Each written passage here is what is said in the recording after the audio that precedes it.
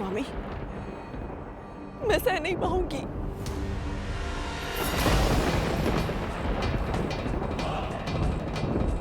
ये राग आपके भी पुत्र है ना? आज जब इन्हें सबसे अधिक आपकी आवश्यकता है तो इन्हें ऐसे असहाय न छोड़े।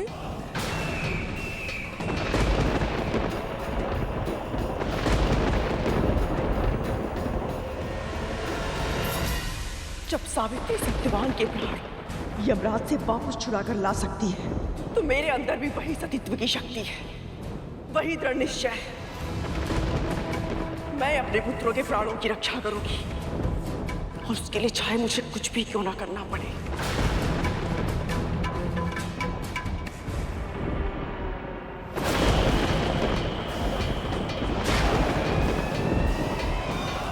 एक माँ की पुकार स्वयं ईश्वर भी अनसुनी नहीं कर सकते, और इनके लिए तो दो दो माएं प्रार्थना करेंगी। इन दोनों माताओं को कैसे बताऊं कि इन सर्पों को लेने के लिए स्वयं यमदूत आ गया है।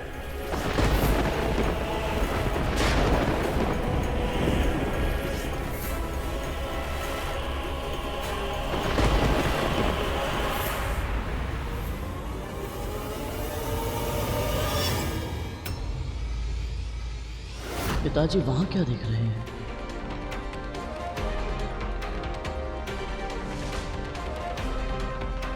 मुझे ऐसा क्यों लग रहा है जैसे कोई था यहाँ जो वापस लौट गया।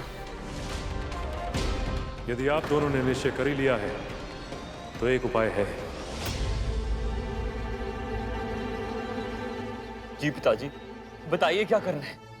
हम सब कुछ करेंगे अपने भाइयों के लिए। उसे जानने और समझने के लिए आप सबको जीवित पुत्रिका के व्रत कथा को पूरे मनोयोग से सुनना और जानना होगा। इस समस्त संसार में जो भी मां इस व्रत को विधि विधान से करेगी उसे अपनी संतान की रक्षा करने की शक्ति प्राप्त होगी और उसकी संतान दीर्घायु होगी।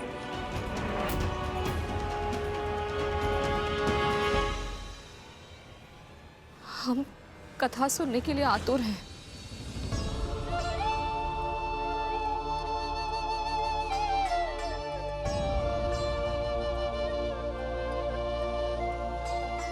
पिछले कल्प की बात है। नगर के बाहर पेड़ पर एक चील और वहीं एक सियार रहा करते थे। एक दिन चील और सियार अपनी जिह्वा और पेट की तृप्ति करके लौट रहे थे। तब उन्होंने नगर की महिलाओं को जीवित पुत्रिका व्रत करते हुए देखा और इनके मन में भी इस व्रत को करने की इच्छा जागी और अगले वर्ष उन्होंने इस व्रत को पूरे मन से रखा। चील तो अपना संयम बनाए रखने में सफल हुई, लेकिन सियार ने जैसे ही मुर्गे को देखा तो उसकी भूख जीत गई। परंतु पिताजी, व्रत रखने की इच्छा तो अनेक व्यक्तियों में होती है, कर पाते।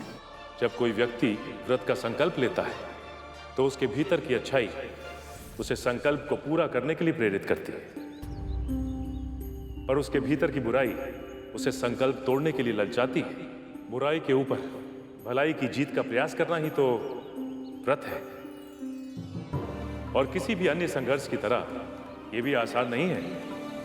यह व्रत इतना शक्तिशाली है कि केवल इसका प्रयास करने से ही सियार को भी अगले जन्म में चील की तरह मनुष्य बनने का सौभाग्य प्राप्त हुआ।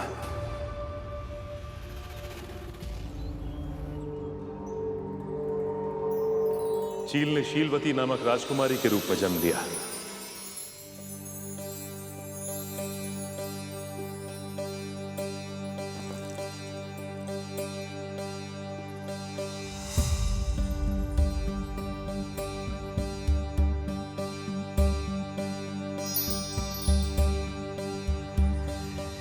और सियार का जन्म हुआ एक निर्धन कन्या कपूरवती के रूप में।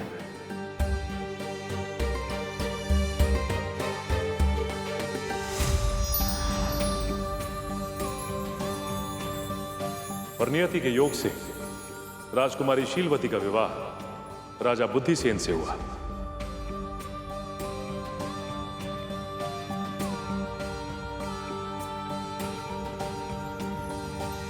राजा बुद्धिसेन रानी शीलवती की, राजा बुद्धिसेन रानी शीलवती की। ये राजा रानी की कथा तो मुझे माँ पिताजी के संबंध जैसे लग रही है।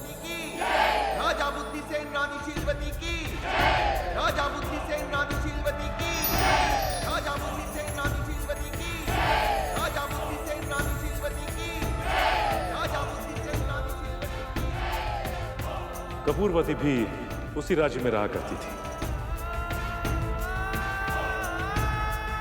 निर्धन कुल में उत्पन्न होने के बाद भी कपूरवती के मन में रानी बनने की इच्छा प्रबल थी और इसीलिए वो रानी शीलवती से ईर्ष्या करने लगी।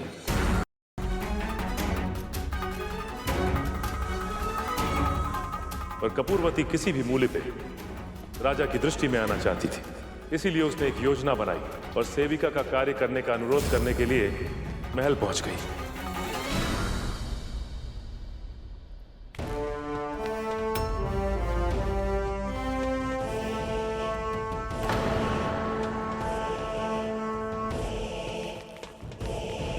मंत्री जी, मैं अभागन आपसे विनती करती हूँ कि मुझ पे कृपा करे और कोई काम दे दे, तभी मैं अपने परिवार का पेट भर पाऊंगी। कुछ दया कीजिए। ठीक है, आज से तुम महल में झाड़ पोछ का दायित्व संभालोगी। इससे अधिक और कुछ नहीं कर सकता मैं।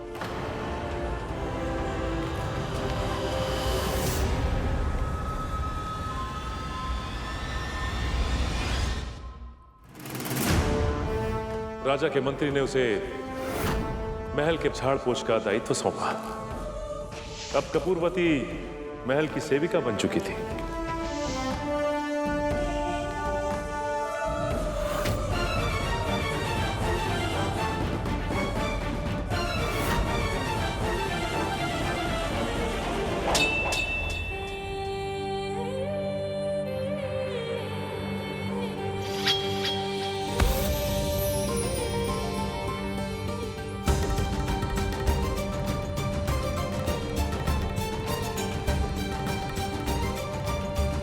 और वो हर समय राजा और रानी के निकट जाने का प्रयास करती है। एक दिन उसने देखा कि महल की रसोइयां अवकाश मांग रही हैं।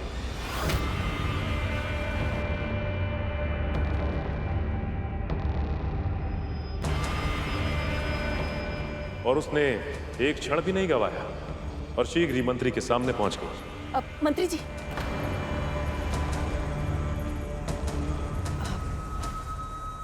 रसोइये के स्थान पर मैं भोजन पका सकती हूँ। इससे मुझे राजन जी और महारानी जी की सेवा का अवसर मिल जाएगा। बाकी जैसा आप कहें।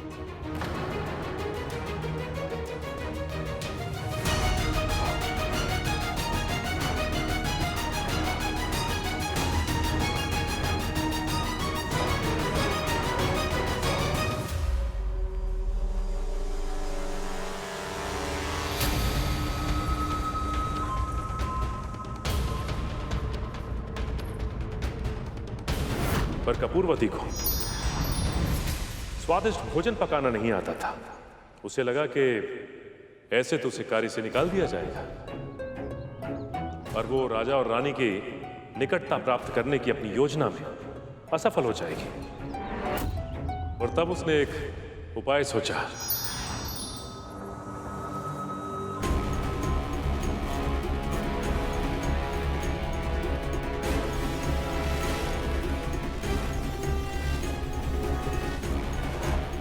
भोजन कैसा भी बना, उन्हें तो स्वादिष्ट ही लगेगा।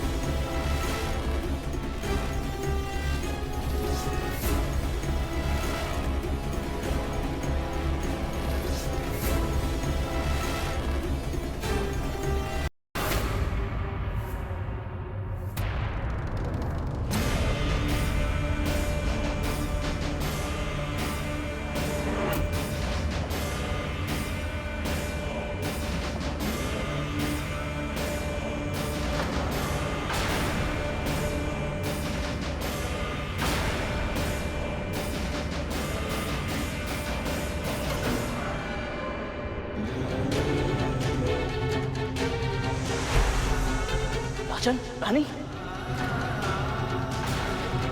क्या मिलाया था तुमने भोजन में? बोलो। प्रहरी को बंदी बना लो इसे, इसने राजद्रोह किया है। मंत्री जी, मैंने कुछ नहीं किया।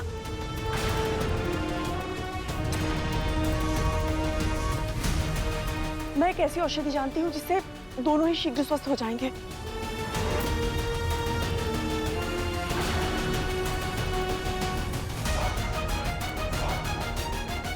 जो करना है शीघ्र करो। मैं लेके आती हूँ।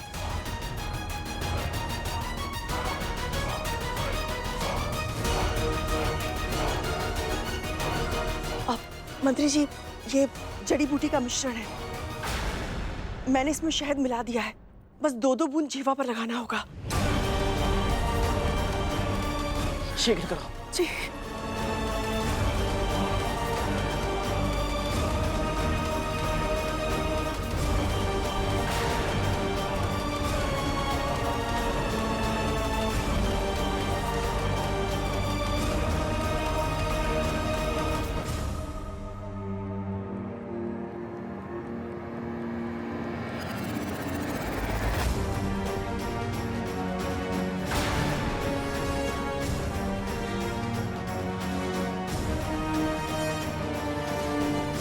राजन, आप ठीक तो हैं? हाँ, मैं तो ठीक हूं।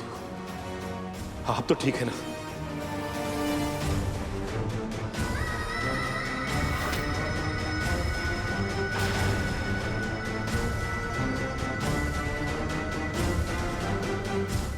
मुझे पूरा विश्वास है राजा,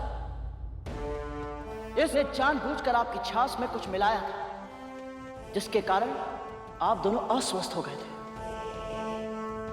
फिर काल कोठरी का दंड सुनते ही ये भयभीत हो गई और विपरीत प्रभाव की जड़ी बूटी देकर आप दोनों को स्वस्थ भी कर दिया। मंत्री जी, हम आपकी बात से सहमत हैं। इस स्त्री के दिए हुए छाछ को पीकर हम दोनों को चक्कर आने लगे और पेट में भीषण पीड़ा होने लगी। किंतु यह भी सत्य है कि इस स्त्री ने हमारे प्राण बचाए हैं, इसलिए हम इसे दंड तो नहीं देंगे। किंतु ऐसी स्त्री राजमहल की सेवा के योग्य नहीं है। इसे इसी क्षण बाहर निकाल दिया जाए।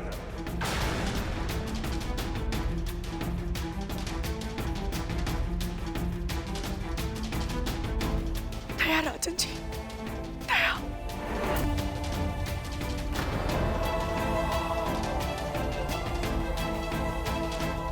मैं भला जानबूझकर अपने राजन जी और महारानी जी का हित क्यों करूंगी? मेरे मन में कोई कालिक नहीं है। यदि मुझे महल की सेवा के कार्य से बाहर निकाल दिया गया तो क्या करूंगी मैं?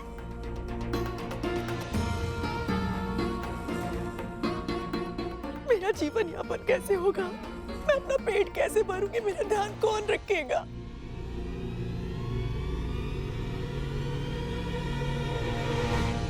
राजन, स्वभाव से कपूरवती अच्छी है। अवश्य ही इससे भूल हुई है, पर वो भूल इसने जानबूझकर नहीं की होगी, ऐसा मेरा दृढ़ विश्वास है।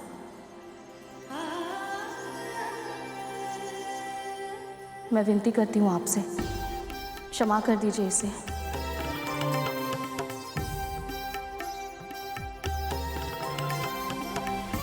और मेरी निजी सेविका के रूप में कार्य करने की आज्ञा भी दीजिए। ये क्या कह रही है महारानी? यही मेरी इच्छा है राजन।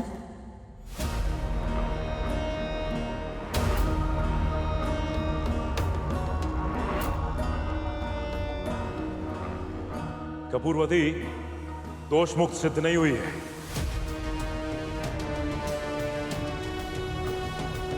किंतु ये राज्य अपनी रानी की इच्छा का अनादर नहीं करेगा।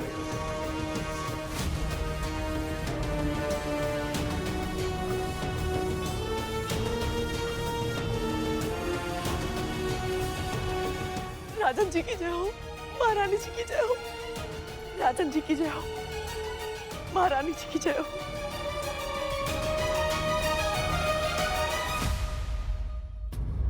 स्वयं को मेरा रक्षक समझकर प्रसन्न हो रही हो शीलवती, तुम तो वो सीढ़ी हो जिस पर चढ़कर मैं रानीवास के अंतः कक्ष तक पहुंचूंगी। बहुत शीघ्र छोटी रानी बनूंगी मैं। क्षमा कीजिए पिताजी, परंतु कथा सुनने के बाद यह प्रतीत होता है कि रानी शीलवती बहुत ही बुद्धिमान और ज्ञानी महिला थी। फिर भी वो कपूरवती के छलपूर्ण व्यवहार को समझ क्यों नहीं पाई? यदि समझ नहीं भी पाई तो राजा ने कपूरवती को दंड देने का निर्णय किया था। फिर रानी शीलवती ने अपने पति की बुद्धिमानी पर विश्वास क्यों नहीं किया? जानते हो गरुड़, इस संसार में सबसे अधिक हानिकारक क्या है? अति करना। रानी शीलवती में भी एक ऐसी ही कमी थी। वो बहुत अधिक दयालु थी। उनके विवेक ने उन्हें चेतावनी दी थी और उस दिन से कपूरवती रानी शीलवती की सेवा करने लगी।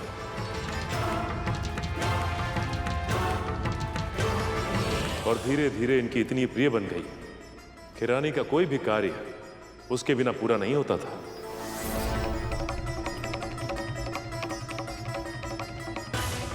आठों प्रहर वो रानी के साथ रहने लगी।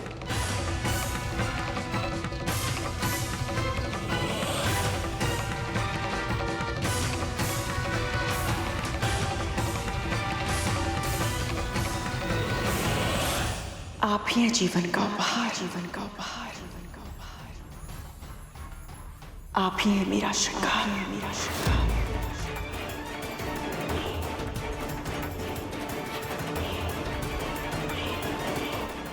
मैं ऋणी आपके जीवन भर की,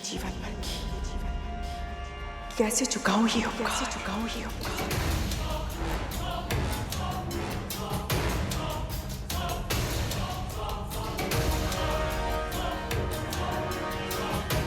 कपूरवती,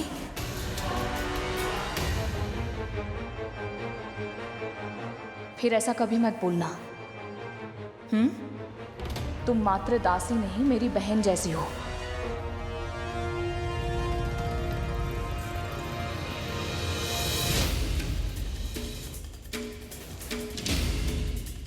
दासी से बहन तक का लक्ष्य तो प्राप्त हो गया, किंतु अब बहन से रानी बनना शेष है, जो मेरा एकमात्र उद्देश्य है। कपूरवती, कपूरवती,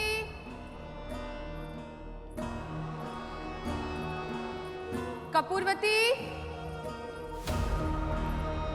कपूरवती, कपूरवती,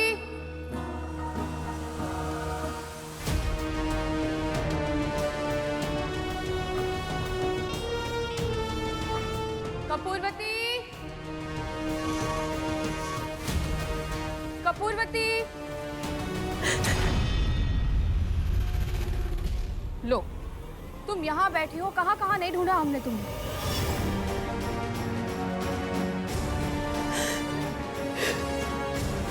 कपूरवती समझ चुकी थी कि रानी उससे पूरी तरह प्रभावित है, उसके जाल में फंस चुकी है। वो कपूरवती से एक दासी की तरह नहीं, अपनी बहन की तरह व्यवहार करती थी और अब उसने अपनी अगली चाल चली। इसका अर्थ है जैसे बड़ी माँ ने चतुराई से माँ को दासी बनाया था, उसी प्रकार कहीं कपूरवती ने भी महारानी को अपने जाल में तो नहीं फंसा लिया। आखिर क्या किया होगा उन्होंने?